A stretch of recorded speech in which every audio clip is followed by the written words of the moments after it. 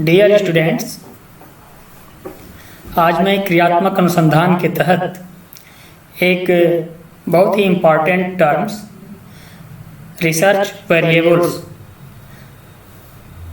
शोध के चर के विषय में वार्ता करेंगे। मैं डॉक्टर रमाकांत सिंह।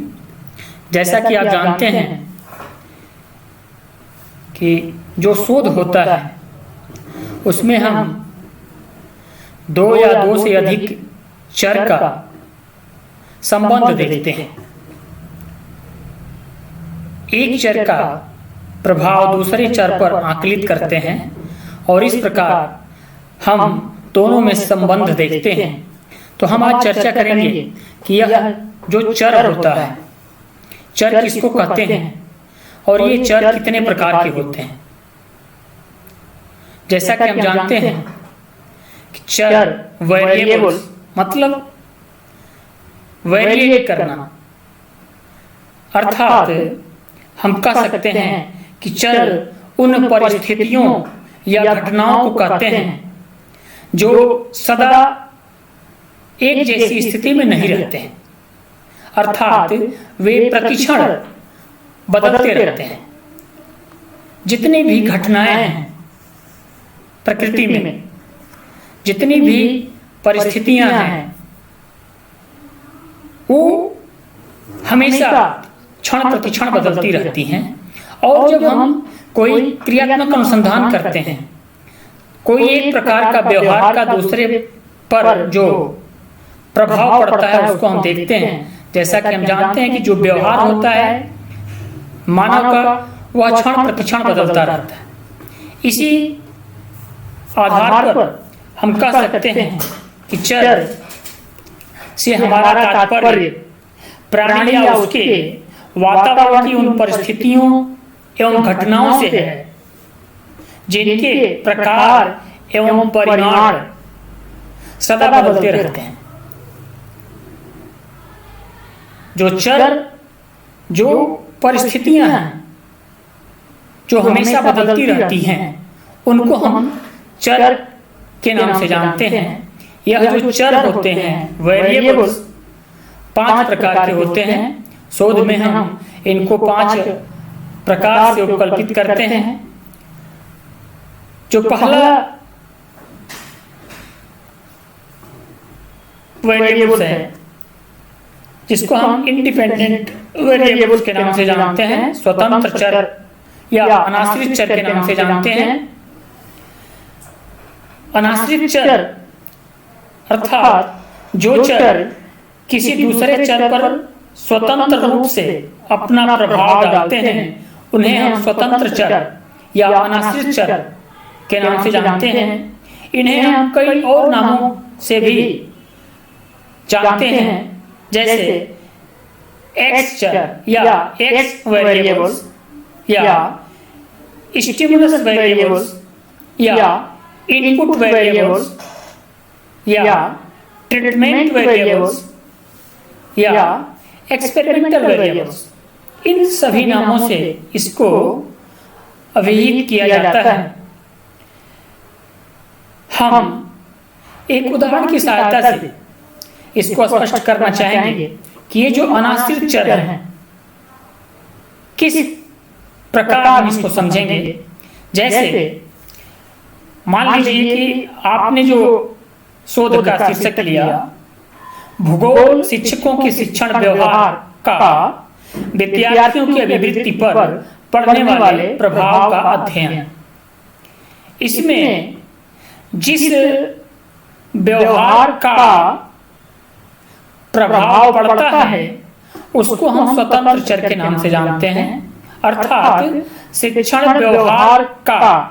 यहाँ जो इस समस्या में, इस शोध के शीर्षक में जो शिक्षण व्यवहार है वह स्वतंत्र चर या अनाश्रित चर के रूप में उपकल्पित किया गया है।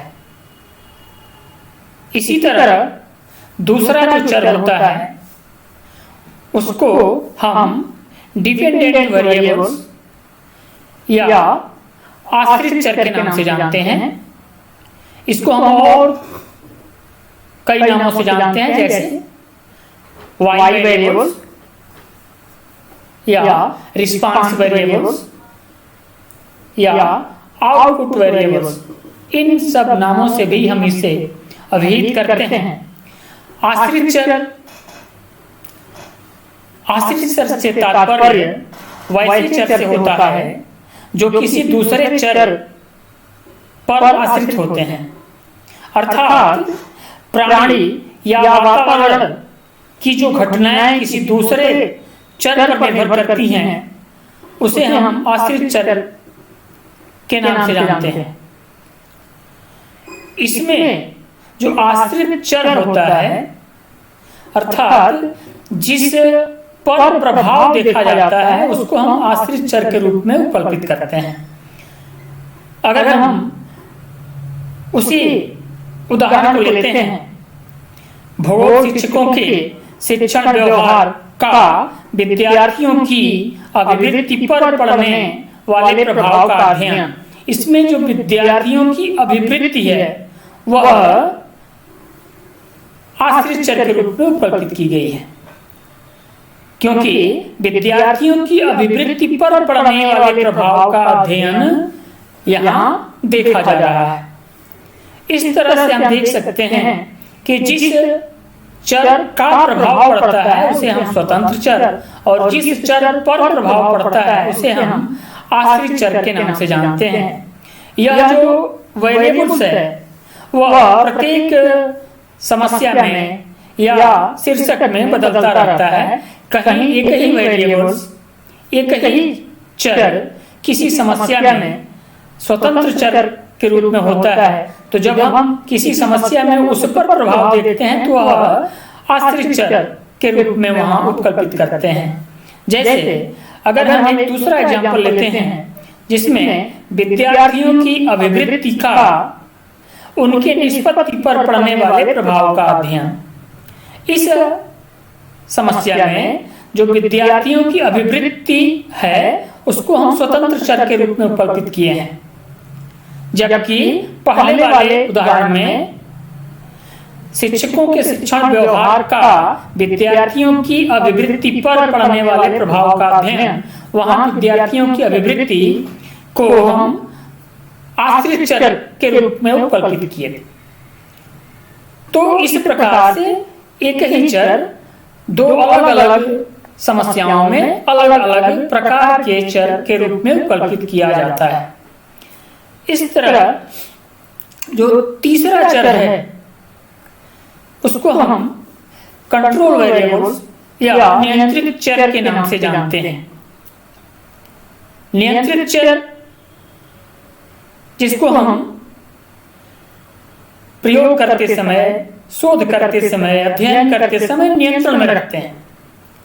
जैसे अगर हम एक समस्या लेते हैं कि सीखने की क्रिया पर संगीत के प्रभाव का अध्ययन, अगर यह हमारी समस्या है तो इसमें सीखने की क्रिया पर अर्थात सीखना आश्रित चर है और संगीत के प्रभाव का अध्ययन करना है। संगीत का प्रभाव अनाश्रित चर अर्थात स्वतंत्र चर है। लेकिन साथ ही साथ यह भी देखा जाता है कि जो अनाश्रित चर है उसकी मात्रा कम या ज्यादा, या हम कह सकते हैं कि अगर संगीत है, संगीत को कितना वॉल्यूम में बजाया जाए, कितना वॉल्यूम में वहां रखा जाए जिससे सीखने की क्रिया प्रभावित होगी। अगर उसका वॉल्यूम ज्यादा या कम करने पर भी हो सकता है कि सीखने की क्रिया प्रभावित हो। इस आधार पर यहाँ जो संगीत का मात्रा है, वॉल्यूम है, वह भी कहीं न कहीं सीखने की क्रिया को प्रभावित करेगा। इसलिए इसे हम नियंत्रण करते हैं। हम दोनों परिस्थितियों में एक समान संगीत की ध्वनि को रखते हैं। इस प्रकार के चर को हम नियंत्रित चर के नाम से जानते हैं, कंट्रोल वेरिएबल्स के नाम से जानते हैं।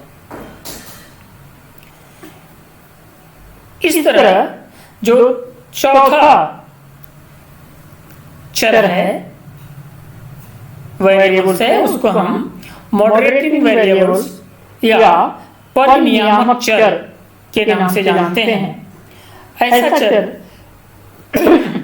जो अनाश्रित चर आश्रित चर पर किसी न किसी रूप में प्रभाव डालता है। ऐसा चर जो आश्रित चर या वाई वेरिएबल्स पर किसी न किसी रूप में प्रभाव डालता है। जैसे अगर हम सीखने की क्रिया पर संगीत के प्रभाव का अध्ययन करना चाहते हैं, तो जो सीखने की क्रिया है, सीखने वाला है, उसमें छात्र और छात्रा दोनों होंगे, और हो सकता है कि उनके दोनों के सीखने में कुछ अंतर है और वह अंतर उनके जेंडर का प्रभाव हो सकता है। तो यहाँ जो जेंडर है वह परिनियामक चर के रूप में उपकल्पित किया जाएगा। इसी तरह और आप उदाहरण की सहायता से इसको और स्पष्ट कर सकते हैं। जैसे अगर हम दूसरे चर को देखें, दूसरे एग्जाम्पल में लेते हैं कि विद्यार्थियों की अभिवृत्ति का उनके निष्पत्ति पर पड़ने वाले प्रभाव का अध्ययन। तो जो निष्पत्ति है, विद्यार्थियों की निष्पत्ति है, अचीवमेंट है, उस पर अभिवृत्ति के साथ साथ कुछ और चीजें हैं जिनका भी उनके ऊपर प्रभाव पड़ेगा। यहाँ भी हम जेंडर को ले सकते हैं कि अगर विद्यार्थियों में दोनों हैं तो दोनों में अलग अलग निष्पत्ति होगी, और वह निष्पत्ति कहीं न कहीं जेंडर परिनियामक चर के रूप में उपकल्पित किया जाएगा। इसी तरह जो सबसे महत्वपूर्ण और अंतिम चर वेरिएबल्स है, जिसको हम मध्यवर्ती चर या इंटरवीनिंग वेरिएबल्स के नाम से जानते हैं। इंटरवीनिंग वेरिएबल्स ऐसा चर जिनका प्रभाव तो पड़ता है, लेकिन उन प्रभावों को केवल अनुमानित कर सकते हैं, प्रेक्षित नहीं कर सकते। निश्चित रूप से जब हम शोध करते हैं तो जो हमारा प्रयोज्य होता है, जैसे अगर हम पहले ही एग्जाम्पल को लेते हैं कि विद्यार्थियों की अभिवृत्ति का उनके निष्पत्ति पर पड़ने वाले प्रभाव का अध्ययन। जिस प्रकार की विद्यार्थियों की अभिवृत्ति होगी, उनकी निष्पत्ति किस प्रकार से प्रभावित होगी, यह तो है। इसके साथ ही साथ जो स्टूडेंट्स हैं उनके मोटिवेशन या जो लर्निंग की क्षमता है, वह भी कहीं न कहीं उनकी निष्पत्ति को प्रभावित करेंगी।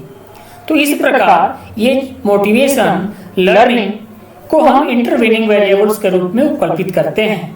इस प्रकार कुल 5 प्रकार के वेरिएबल्स, 5 प्रकार के चर शोध में उपकल्पित किए जाते हैं, जिसमें स्वतंत्र चर, आश्रित चर, नियंत्रित चर, परिनियामक चर और मध्यवर्ती चर, ये 5 प्रकार के चर को उपकल्पित करके हम अपने शोध के कार्य को पूरा करते हैं। बहुत बहुत धन्यवाद। आप लोगों को हमारा यह लेक्चर किस प्रकार का लगा, निश्चित रूप से आप कमेंट करें, हमारे वीडियो को सब्सक्राइब करें। धन्यवाद।